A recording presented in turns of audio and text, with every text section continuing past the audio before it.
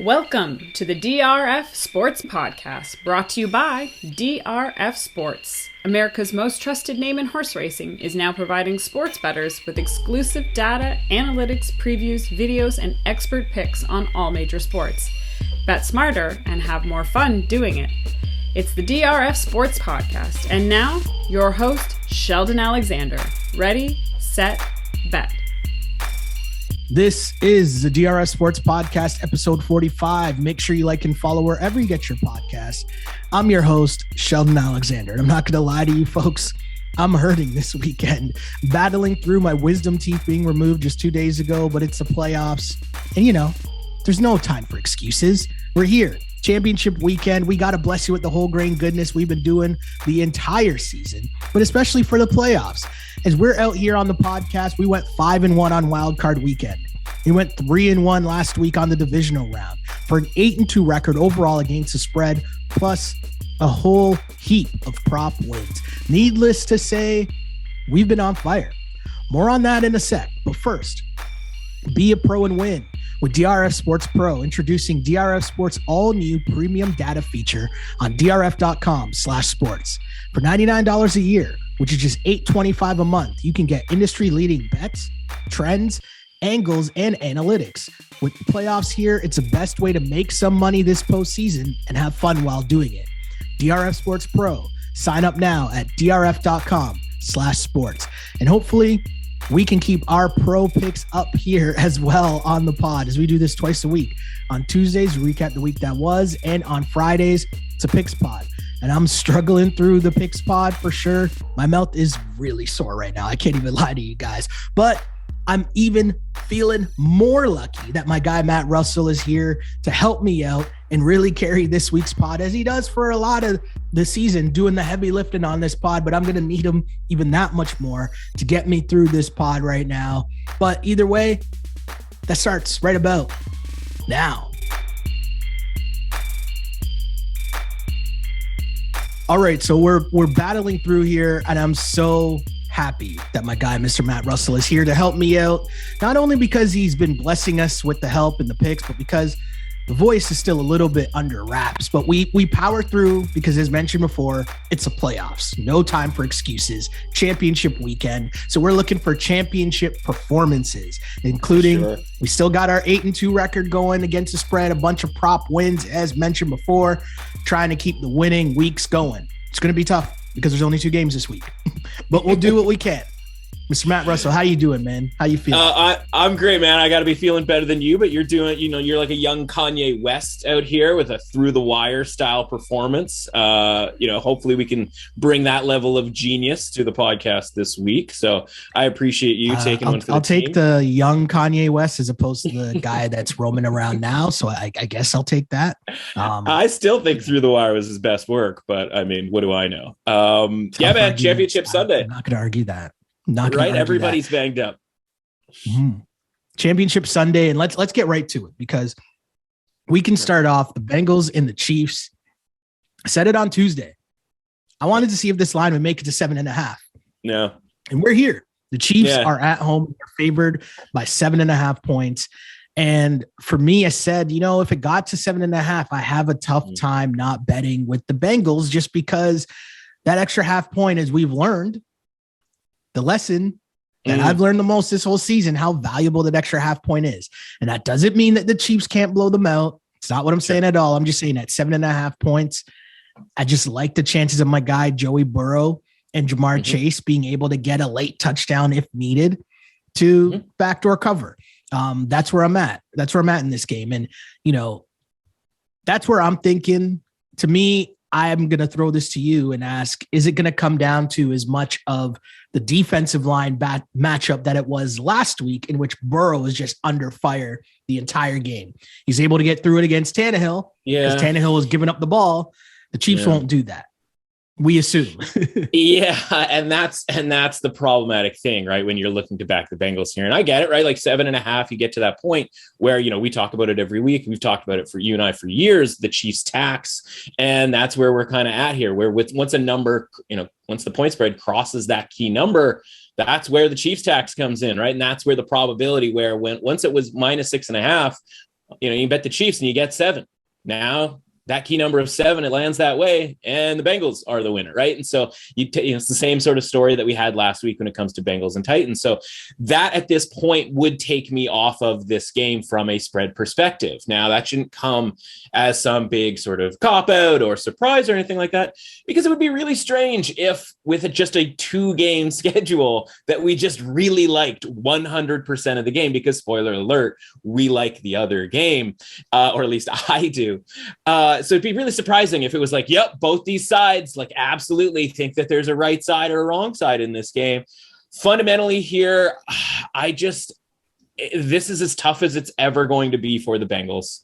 And, you know, we talked about it last week a little bit where it was like, okay, if the Bengals like got blown out by the Titans, like, would it be some scar on their reputation? And the answer to that was like, no, not really. Well, the answer to that same question this week is definitely not, right? Like, this is a team we forget. Again, I look at when I'm looking at my ratings, right? They're ordered via the win totals from the start of the season, right? The win total markets. And so it's like you got the Chiefs up at the top and you're like, okay, Chiefs number, you know, blah, blah, blah. And I'm scrolling down and down until I get to the Bengals, because there was 3 teams that had a lower rating coming into the season from a win total perspective. Right? There were 3 teams that had less, that were totaled for less than 6.5 wins. That's what the Bengals were totaled for, 6.5 wins. So the point is, the season is a success. And if I told you midway through the season, hey man, this Bengals team just beat the Raiders at home on a last second, you know, sort of drive. Yeah. And then they came out the next week and they went to Tennessee and they won by 3. You'd be like, yeah, okay.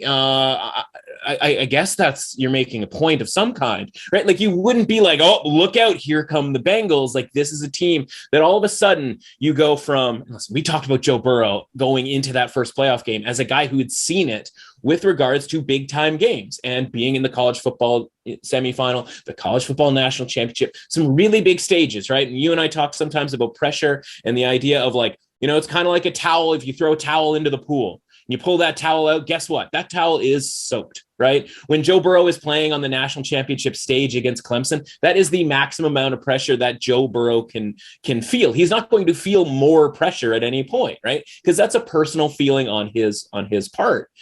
So when we talk about games like a home playoff game against the Raiders, like, you know, we want to sort of stack that up because it's an NFL playoff game, but like, that's not more pressure for Joe Burrow than playing for LSU for a national championship. Going to Tennessee, like, shout out to Tennessee, but like you and I talked about it, like the home field advantage in Tennessee is not top level home field advantage where it's a chaos crowd, et cetera, et cetera.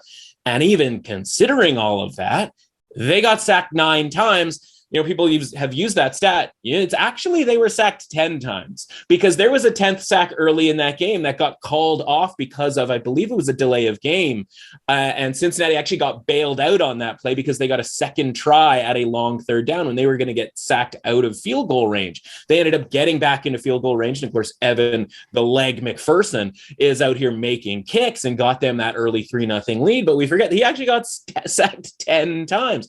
So now they go to Kansas City and Arrowhead, and like, you know, it's not a voodoo type situation where like just because you're at home or you're in this place, one team's going to win or one team's going to lose.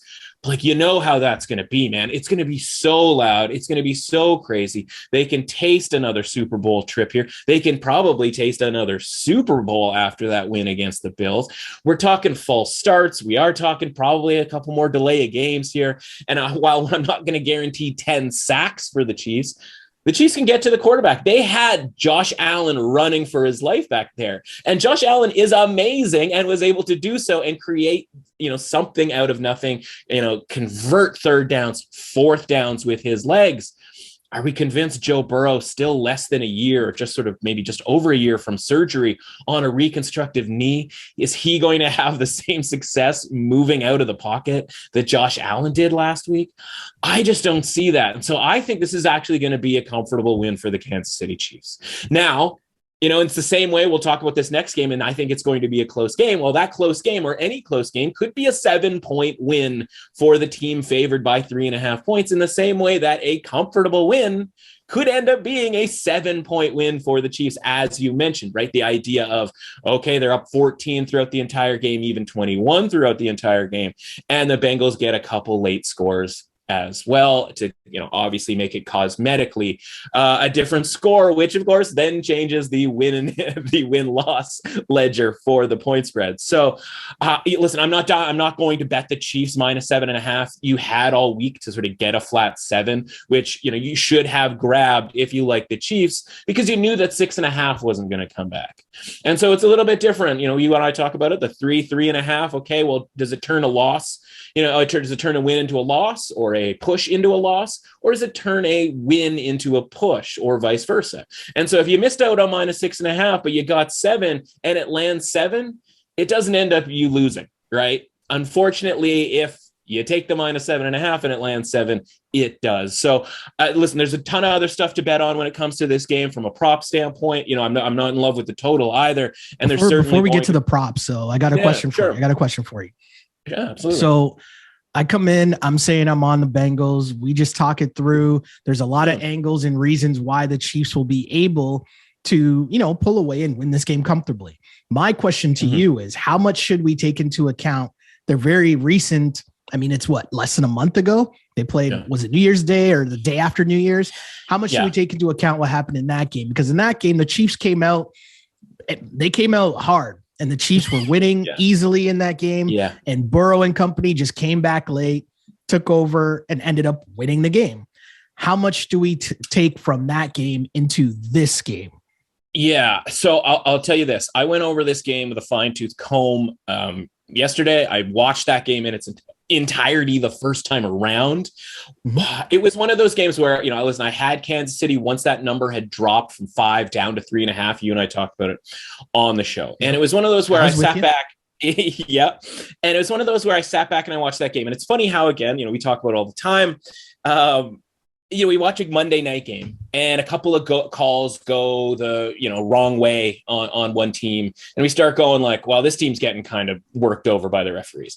And then another call goes and you go, oh man, this one team's getting screwed. And then like a fourth call happens and it's like people on the internet are like, it's fixed. The whole system, it needs to be on trial, et cetera, et cetera.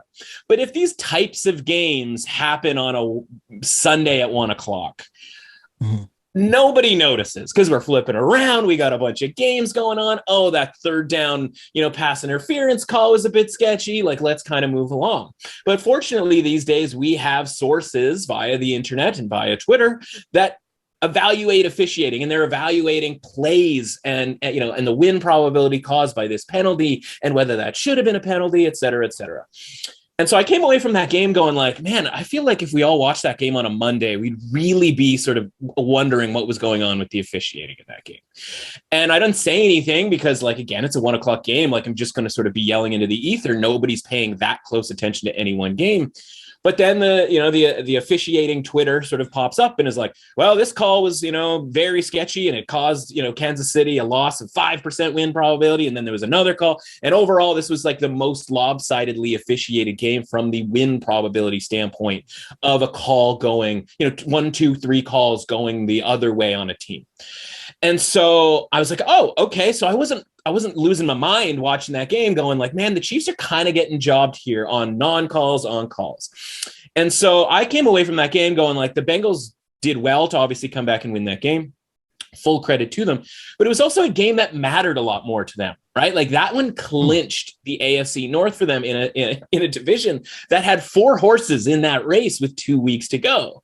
Whereas Kansas City already has the division, right? Like, yeah, they're, looking to, maybe get the, top seed here. But as it turned out, they ended up getting the 2nd seed and ended up having home field advantage throughout the playoffs anyway. And I don't know that they were necessarily all that terrified of going to Tennessee. The win by the Titans over them earlier on in the season notwithstanding. And so, level of importance, we talked about at the end of the season, right? How much do you care, right? Like, do you care about where your seating is?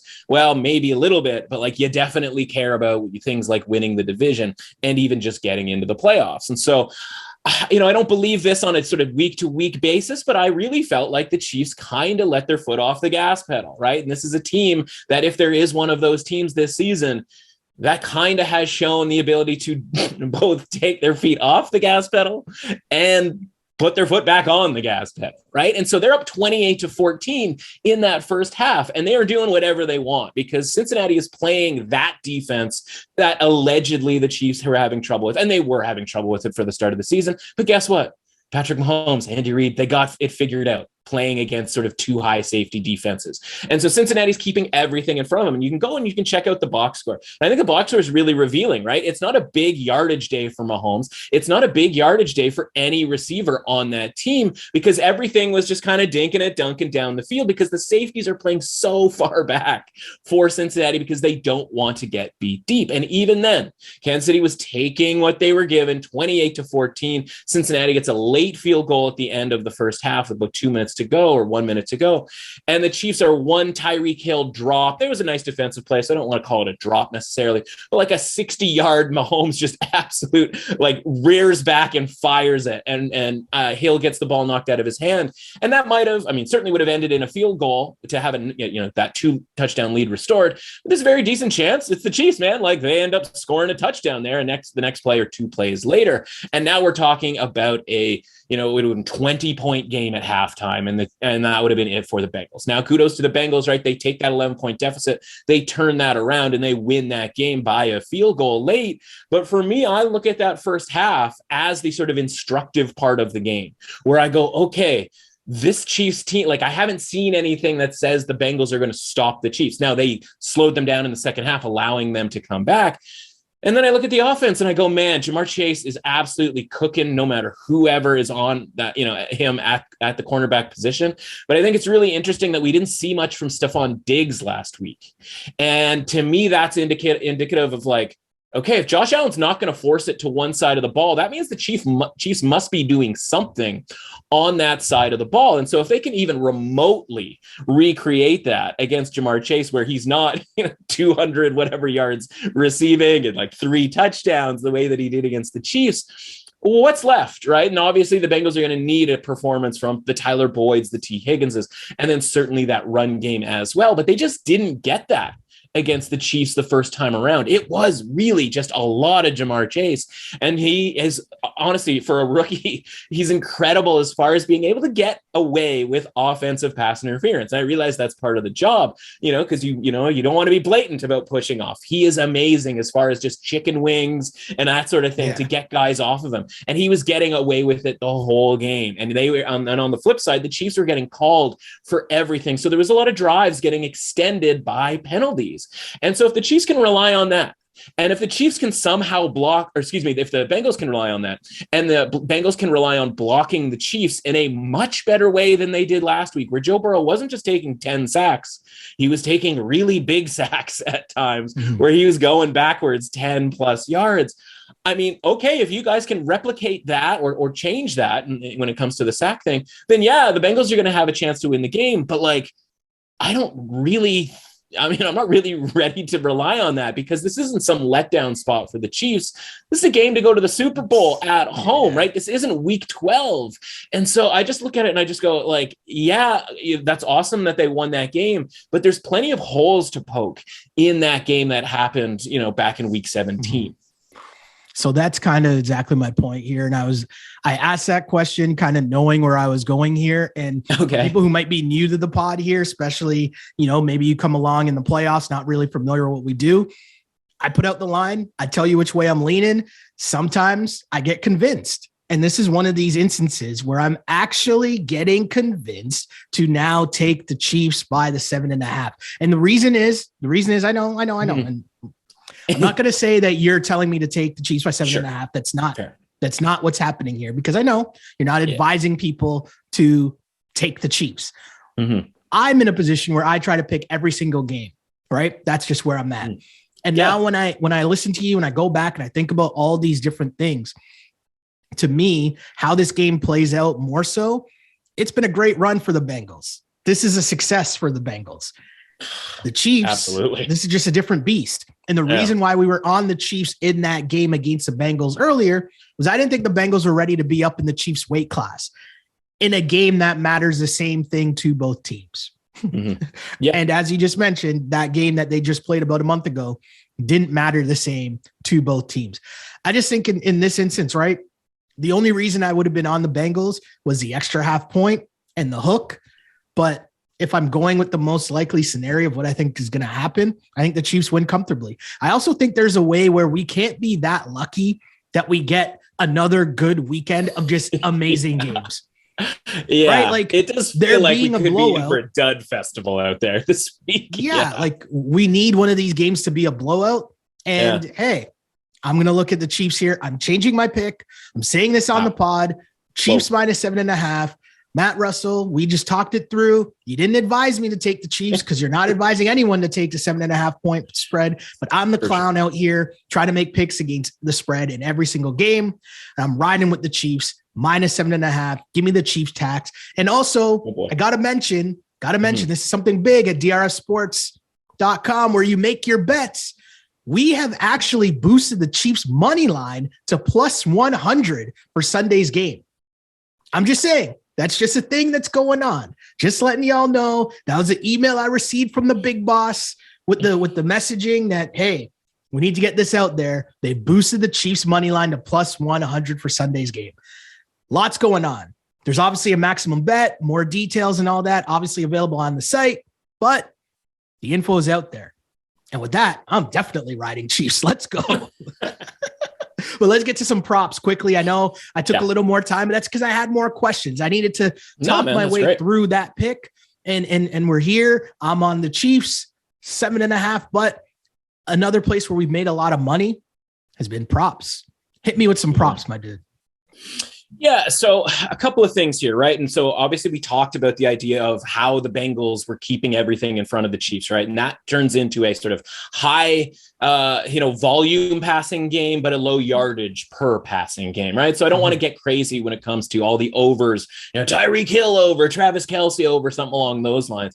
I would lean to a Travis Kelce over receptions, 6.5, something along those lines. Certainly is kind of the best way to take advantage of that. The thing is, the Bengals defense has been pretty bad against the opposing tight ends. So that's where, obviously Travis Kelce comes in, but there's also maybe some possibilities for our guy, Blake Bell. He was in the mix, catching a couple passes in that game the first time around. He's obviously in the lineup playing quarterback at certain points, option quarterback and sneaks and that sort of thing. So he's obviously on the field and certainly in the red zone. So there's a potential touchdown bet to be made there as well. And it's funny, in some books, you'll actually have seen him. He's actually the cheapest he's ever been when it comes to scoring a touchdown. Normally this postseason, he's been about 12-1.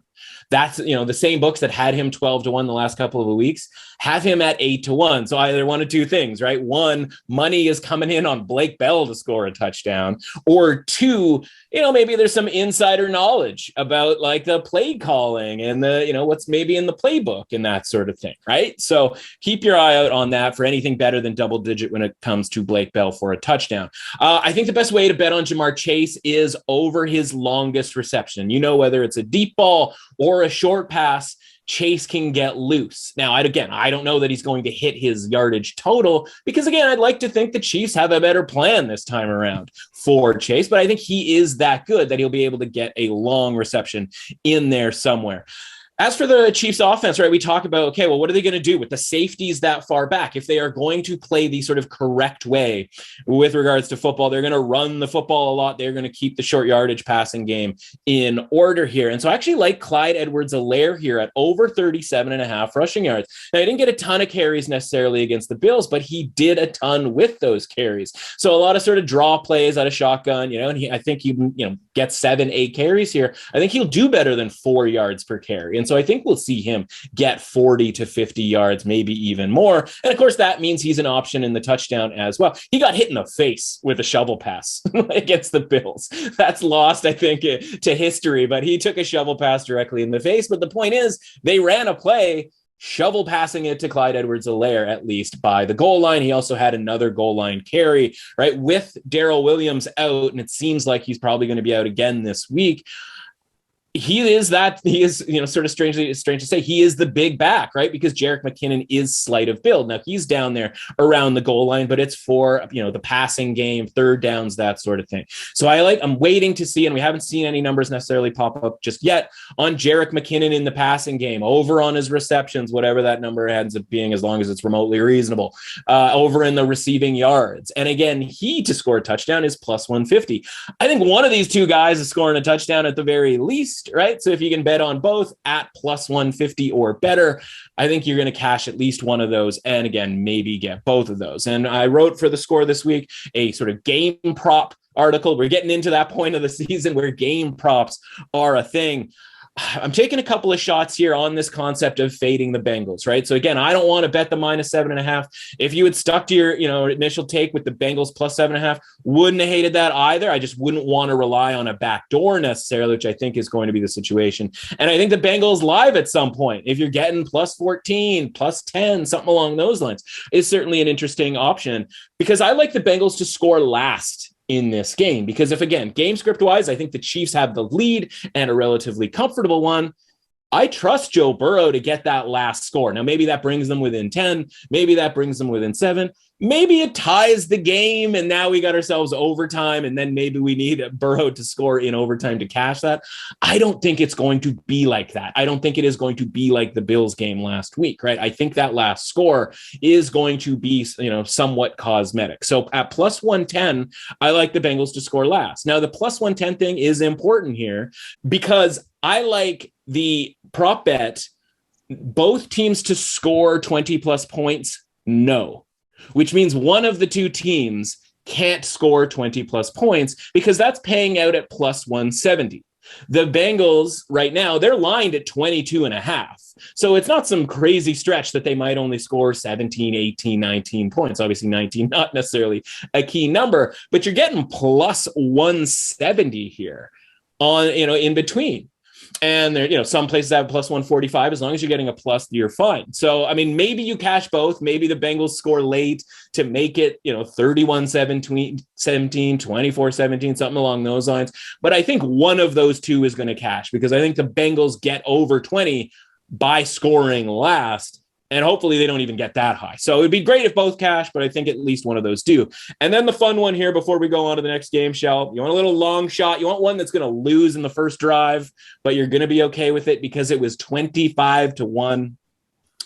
How about no field goals in this game? We got Harrison Butker. He's kicking the lights out. We got our guy, Evan McPherson, kicking the lights out as well. And I think that's why this number is 25-1 versus, say, 20-1, 18-1, which it would be in sort of most cases. Because I think maybe the game script, right? We just talked about this game being 28-14. And what if the Bengals don't score at the end of the half in that first game? What if they come out in the second half? Like, anytime you get into any kind of field goal range, any kind of fourth down, and you're down a full 2 touchdowns, you're not going to kick a field goal there, right? Like, the game script is going to suggest, hey, sorry, Ev, like, you got to sit on the sidelines here because we got to go for these touchdowns to compete with Kansas City, who we've already seen has done pretty well moving the ball down the field. Now, again, could be 3-0 early on here, and this could go out the window. But we're talking about a 25-1 shot based on a game that might be going touchdown for touchdown. So a fun one. It's Championship Sunday. You want to get a little loose, put a couple of bucks on a 25-1 shot. I think that's as good of a bet when it comes to the 25-1 range as you'll find in Championship Sunday.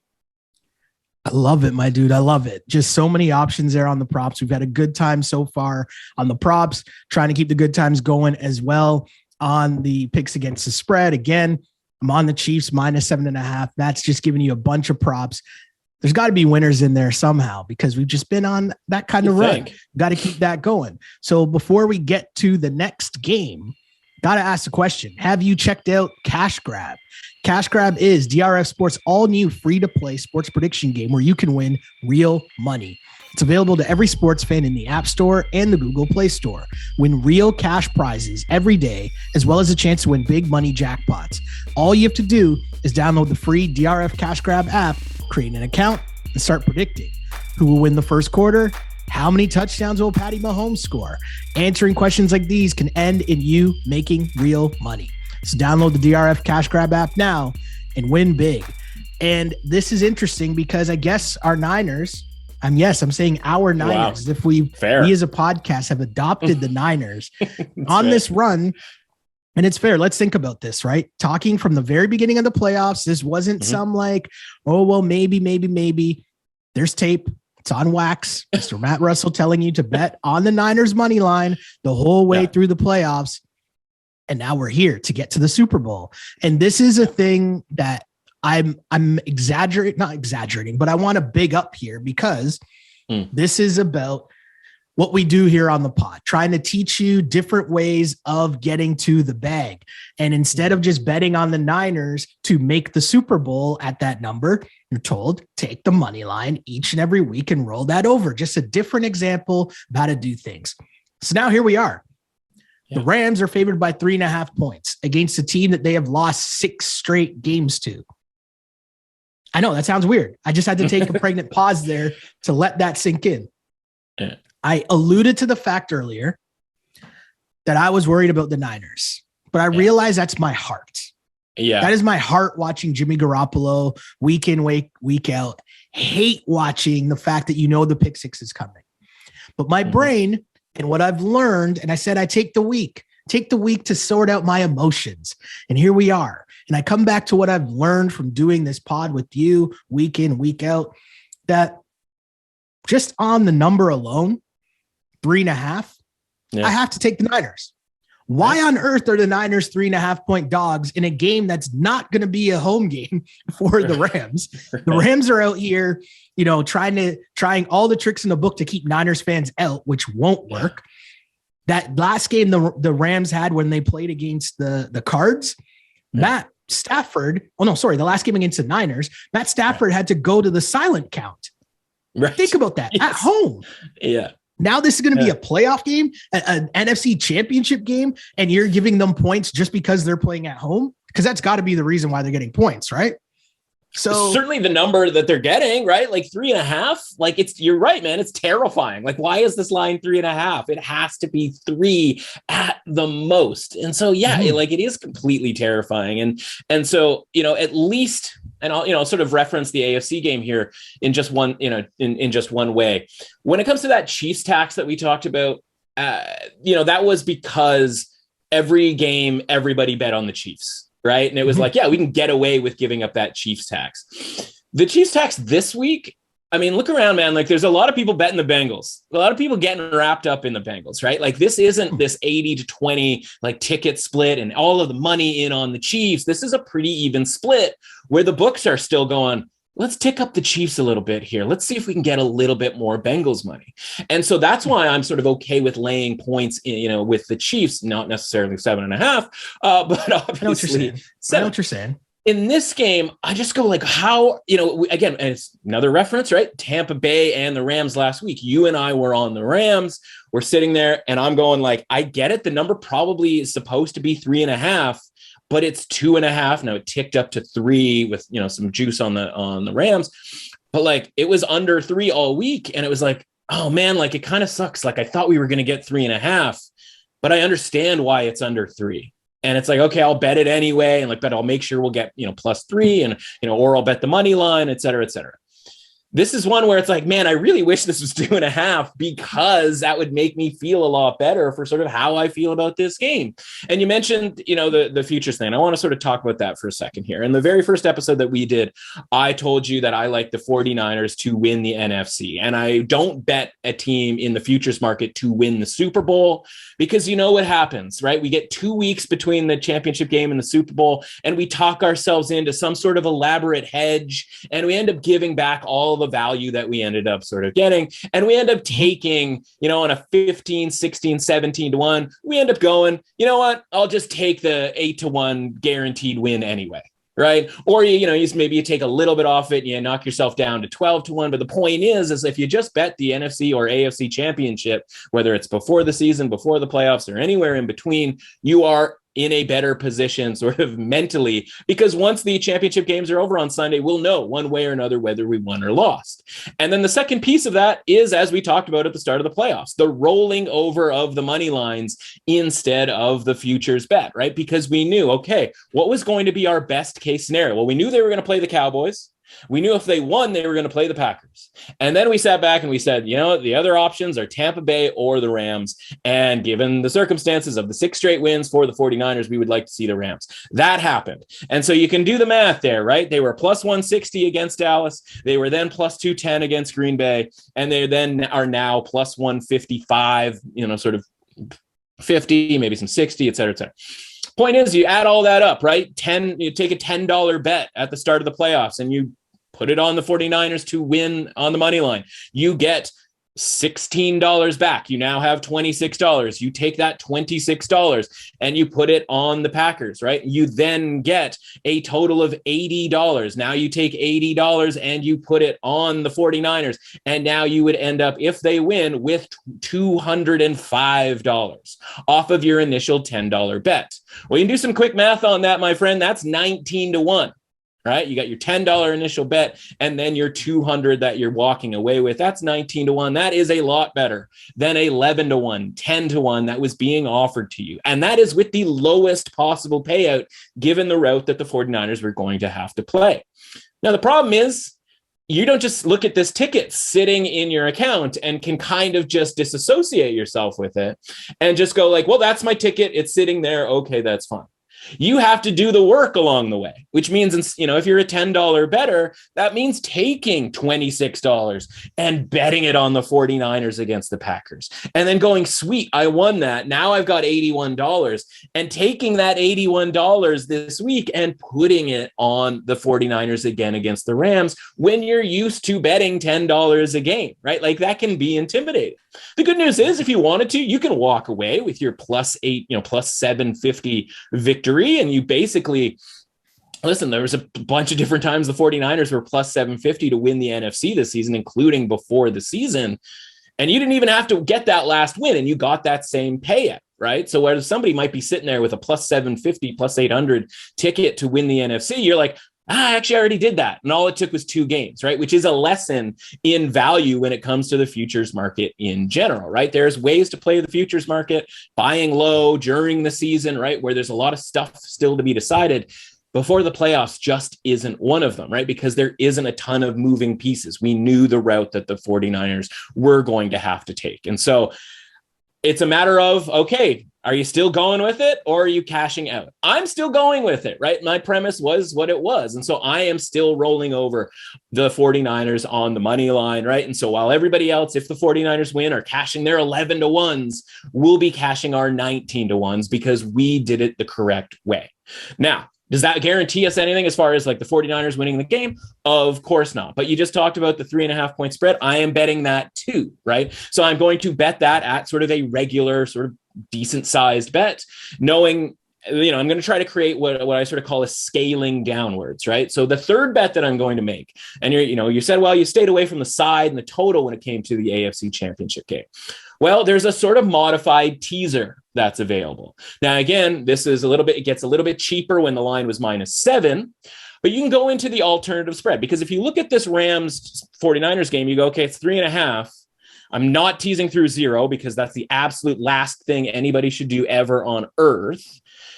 And I'm not really getting all that much if I go from 3.5 to 9.5. But what I will do is I'll look to the alternative spread markets and I'll take the Chiefs either -1 or -1.5. That's your own personal risk, right? Which is the same as a 6-point teaser as far as, right? Tease 7.5 down to 1.5 or 7 down to 1. But I'm going to sort of buy a little extra when it comes to San Francisco. I'm going to go to the alt line, not a teaser of +9.5. I'm going to go to an alt line of +10. And so if you parlay San Francisco +10 with Kansas City at either -1 or -1.5, it actually pays the same as a teaser.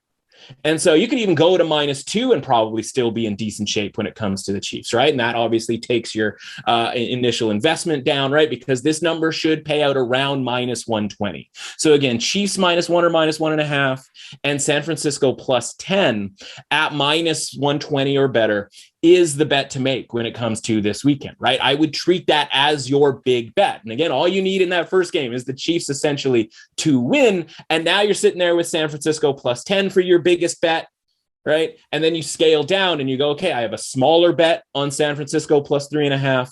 And then I have my initial, and I gave the example of a $10 bet. Maybe you're a $20 guy, maybe you're a $100 guy, but you have your initial smaller bet on the 49ers, effectively the money line. And so if you just win the +10, you should probably break even on the whole operation, right? Not necessarily again, I use the example of the $10 better, not the $81 that you put in, but the $10 that your initial investment was, right? So you should probably break even on that +10. Now you get into +3.5 and say the 49ers lose by a field goal. We're all sitting around. We're bummed out because our nice little ticket there that we created didn't work out, but we won the +10. We won the +3.5. So we're feeling pretty good about ourselves. And then if the 49ers end up winning this game, now we're really loving life, right? Because we won all of these things and Sunday night turns into quite a big party. So that's how I'm betting this game in conjunction with the previous game so that we have sort of a scaled down version of our betting strategy. Now, we haven't even talked about how the football game is going to go, right? And if you don't mind, I've got a couple things that I noticed from rewatching games, certainly between these two teams. And the first thing that I noticed was the 49ers' ability. And again, it might be on accident. It might be on Shanahan being a good game planner offensively. But the Rams play a lot of zone defense. I'm sitting there, I'm like, man, a lot of zone out here. And sometimes that works because the other team's offense sort of runs its way into those zones. And then it's like a puzzle piece, right? Sometimes the puzzle fits and sometimes the puzzle piece does not fit. The 49ers, again, whether it's Shanahan or not, like their offense seems to find the zones that are unoccupied, right? They are a good zone passing team because it doesn't require Jimmy G to fit these throws in on these slants in man coverage that get us, frustrated because they may be a little bit high or maybe the ball gets deflected and it goes into somebody else's hands and that sort of thing. And part of that is because we talk about Jalen Ramsey, right? Like if Deebo Samuel is going to be in the backfield, he's going to be in motion, he's going to be doing all that stuff. That's not really going to work for Jalen Ramsey as far as like who we can just sick Jalen Ramsey on. Does that mean he has to go against Kittle? Do they just put him on Ayuk, right? Do they put him on some, Jennings? Like, what do they do with Jalen Ramsey? If they can't really find a good fit for Jalen Ramsey defensively, that obviously hurts the sort of overall concept of the Rams defense. And so they're going to play a lot of zone. And now San Francisco is able to find these guys wide open. Juwan Jennings had a really big game. Brandon Ayuk had a really big game. And those guys' totals right now are 48.5 for Ayuk and 35.5 for Jennings. I think certainly there's a chance both of those guys go over. I wouldn't necessarily go with Kittle. I wouldn't necessarily go with Deebo because, again, I think you're getting a lot of carries out of Deebo along with Mitchell. And so, there were drives that the 49ers had in that game where like Jimmy G never threw a pass and they ended up getting a touchdown. I believe Deebo Samuel threw the touchdown pass on one drive and he was the only guy to throw the football in that entire drive. So as much as I'm watching it, I'm going, man, Jimmy G over like might be a thing. And then I look at his total and it's like 230 something. And I'm like, gosh, that's still a skosh high for our guy, Jimmy G, if I think there's going to be a lot of ball control type of offense for the Rams, right? And so I just think that's why Jimmy G has had such success, because I broke it down this week as well in my writing that, okay, the 6th straight, everybody goes, oh man, really tough to beat a team twice in a season.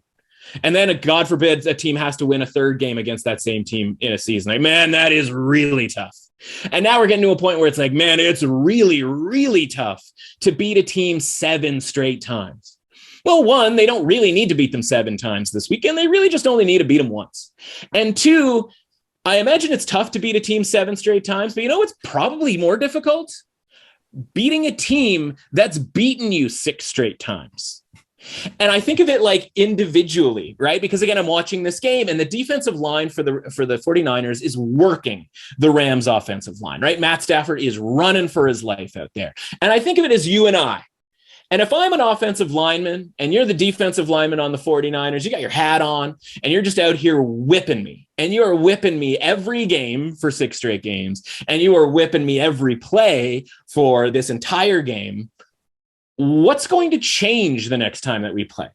You are pretty in this matchup, whether you're playing nose tackle, I'm playing guard, or whether you're, Von Miller and or you should say a defensive lineman on the 49ers, whether you're Nick Bosa, like, you're just going to keep beating me because you are better than me in that matchup.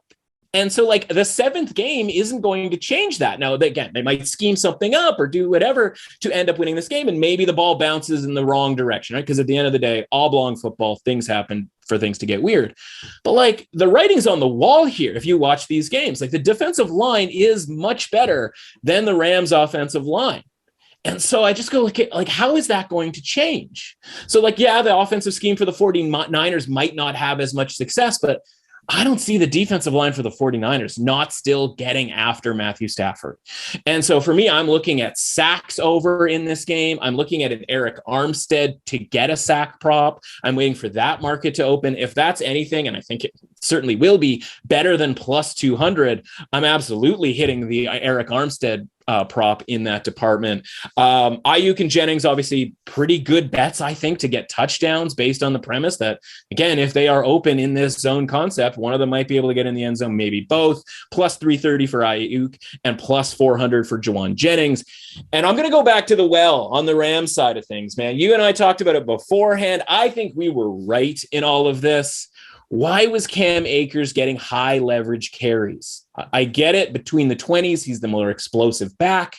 When we're talking goal line, we're talking late game, I think Sony Michel needs to get back in that lineup. Now, again, this is sort of betting on the idea of rational coaching and a coach making an adjustment from game to game. But Sony Michel, plus 275 to score a touchdown. I just don't know how you go back to Akers when you get near the goal line. I don't want to see Matt Stafford running another quarterback sneak by the goal line. I think we have seen enough of that over the last few weeks to know that that's not exactly optimal.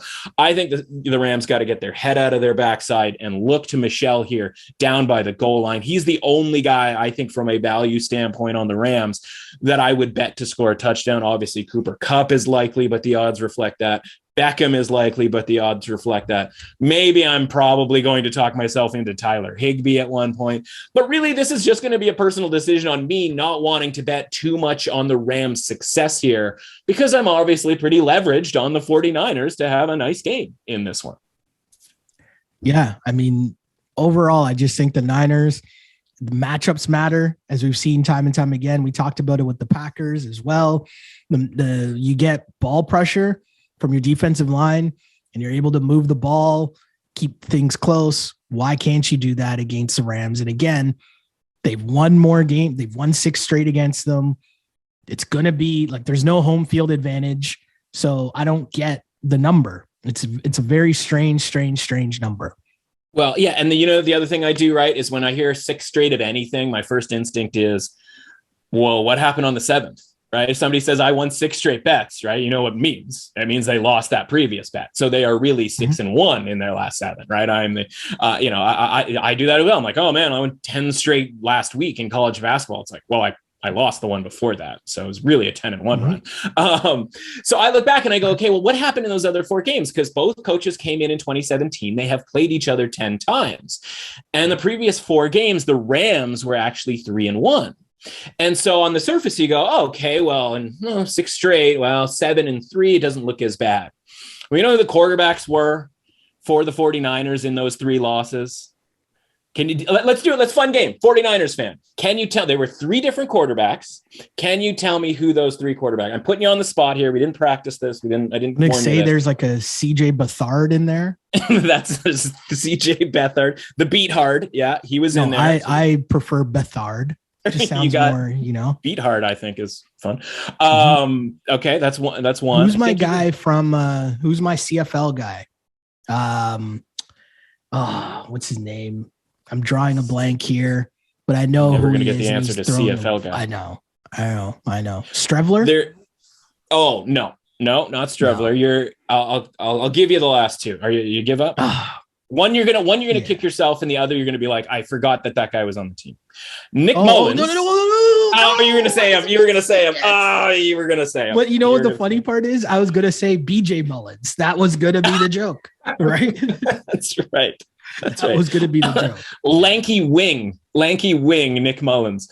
Nick Mullins, and then the third one, Brian Hoyer. The Brian Hoyer era. Remember when we thought Brian Hoyer, former Patriot, was going to be the answer for Mike Shanahan? And that was the very first game in the McVay-Shanahan matchup. So I'm not going to blame the 49ers for losing those 3 games with those 3 quarterbacks. The one that they won in that 4-game stretch was when Jimmy G was healthy. And so Jimmy G is... they have won 6 straight. Jimmy G is 6-0, but even Nick Mullins has beaten the Rams as part of that 6 straight. So there's sort of an in and out type of situation when it comes to the 49ers. So again, whether it's, you want to call it the 6 games, whether you want to call it the 10-game span, again, like we're talking 5 years here of domination. Yeah. I like it. I like it a lot. And I mean, hey, as I said, it took me a while. It takes me the week to kind of figure out my emotions, where they lie, how I'm pinning into it. And one thing I've learned this year from doing the pod with you is sometimes you got to make the bets that feel difficult. And anytime you're betting on Jimmy G, it's difficult, but you realize, how often am I actually betting on Jimmy G here? Right? Like the bet that I'm making in terms of laying money, and the bet that the Niners are making in terms of Shanahan and his livelihood is, how do I not let Jimmy G beat us? Right. Like, we know that's a game plan. They're not letting him like go out here and be some gunslinger. So as much as I talk about Jimmy G, that's not really what it comes down to. And plus, as you mentioned, in outline in such a perfect way, especially in that last game they played against the Rams, Jimmy G throwing against that defense works well. Yeah. It's just a good matchup. So, and one more thing, one more quiz on you. This one's a little bit less sort of drastic. And I was sort of taken aback by this when I saw it. How many seasons, we think Jimmy G has kind of been in our life a really long time. How many seasons do you think Jimmy G has played 14 games in or more? Maybe 1. It's 2. This was literally his... Yeah, this is his second season. I shouldn't say even more than 14 games. I should say 14 games, because he hasn't played more. He's only played more than 6 games twice in his entire season, or his entire career. This is one of those seasons. There was one other season. I don't have to tell you what season that was. It was the one they went to the Super Bowl in, right? And so, like, we beat up this guy and we beat up Shanahan because Shanahan's infuriating with some of his decision-making and all of that sort of thing. But it's like, if they end up winning this game and he goes and he plays 2 essentially full seasons or close to it, and both times he goes to the Super Bowl, even if they lose this game, both times they go to at least the NFC Championship game, like, we got to really take the pedal off of the Jimmy G sort of hate bandwagon, I think, at this point, because it's never as bad as it seems. He's doing the game managing thing, all of that sort of thing. The teammates want to play for him. There's a lot of quarterbacks in the NFL whose teammates, I'm sure, do not care for him, right? We see, there's a wide receiver on the opposite side this weekend who left a team who I'm not sure loves having their quarterback in that locker room. So again, again, you're not betting on Jimmy G. He's got an incredible record as an underdog, right? Because it's relatively rare that the 49ers are underdogs, especially when Jimmy G is healthy. It's terrifying because this number does feel too high and we might be sort of getting roped into something, but I've seen some resistance, right? I always sort of say, like, we're looking for resistance out there. If we think something is, not a certainty ever, but like a really, really good bet, I need to find somebody who disagrees with it. I think we are seeing that in the marketplace in some cases. So at least that means that we're not getting dragged into some sort of trap, if you will, this week. I like it. Feeling good. That's all I wanted to do at the end of this pod. Feel good about heading into the conference championship weekend. Again, just to recap, heading in, I'm on the San Francisco 49ers plus 3.5, and I'm on the Kansas City Chiefs minus 7.5. We're just trying to keep the winning weeks going, as last week we're 3-1 in the divisional round against the spread and 5-1 over the wild card weekend, bringing the total to 8-2 over the entire playoffs so far, plus all the props money, which I say that a lot because the people who follow the pod, if you know, you really know. Mm-hmm. So, hey, we've just been enjoying the ride. And for sure, as we wind down the NFL season, there's other things going on, which I know you've been keeping us afloat on as well. And I know college basketball is here, but as we conclude this pod, could you tell me where I can find some of your college basketball info on the Twitter timelines for me, please? Absolutely, sir. At MRussAuthentic, as always, we'll have all the picks for Saturday's games there that morning. I had 20 robust picks last week, went 11-9, and that was after a 13-13, 26 game card the previous week. And so I cut 6 games because I was looking down. I was like, oh, I can't do 26 games. And I ended up going back and checking to see what happened in those games that I cut. 5-1. I found that out on like Tuesday. Right, of course. So a 16 and what would that be? 10 was sort of in our grasp, but we ended up 11-9 in that one. So we'll see how aggressive we get this weekend. The Big 12 SEC Challenge this weekend, a lot of really interesting matchups. So look for a bunch of those games to end up on the card, and a good old-fashioned Michigan State battle as well that I have lined at -4, but I don't know that that's necessarily going to be the line for that game. So we'll see where that ends up and what side will be on as a result of it. Oof. It's a great time of year. Lots going on, lots of action all over the place. But thank you as always for coming through and blessing us on the pod with more winners, and more winners. Can't wait to recap things with you. I'll bring you back. I'll beg you to come back because I have the whole season on Tuesday to wrap things up. There's only 3 NFL games left. It's kind of sad, isn't it? It feels kind of sad. It feels like not too long ago I was complaining about, it's week 17. The season seems so long. And then now it's like, oh no, there's only 3 games left. 3 games left. But thanks again for rolling through, my dude. We really appreciate you. Thanks, brother. Anytime.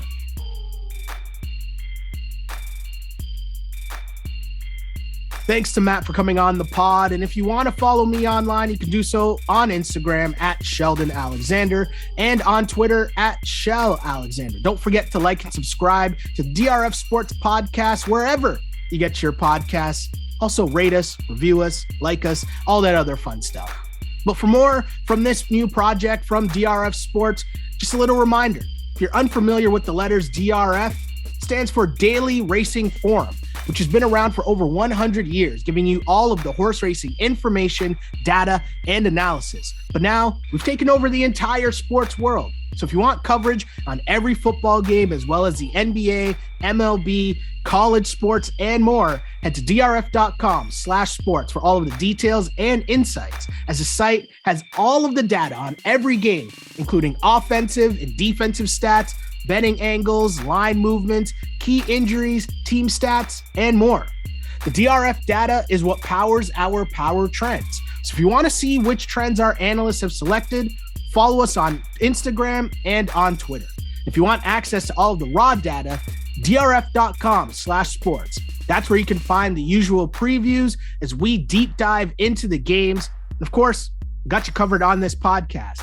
However you want your betting information, we've got you covered. Again, my name is Sheldon Alexander. We do this podcast twice a week on Tuesdays and on Fridays. That's all I got for now. But until next time, see ya. Thanks for listening to the DRF Sports Podcast. Please subscribe, rate, and review the show. For more sports betting advice, go to drf.com/sports and follow on Twitter at DRF_sports.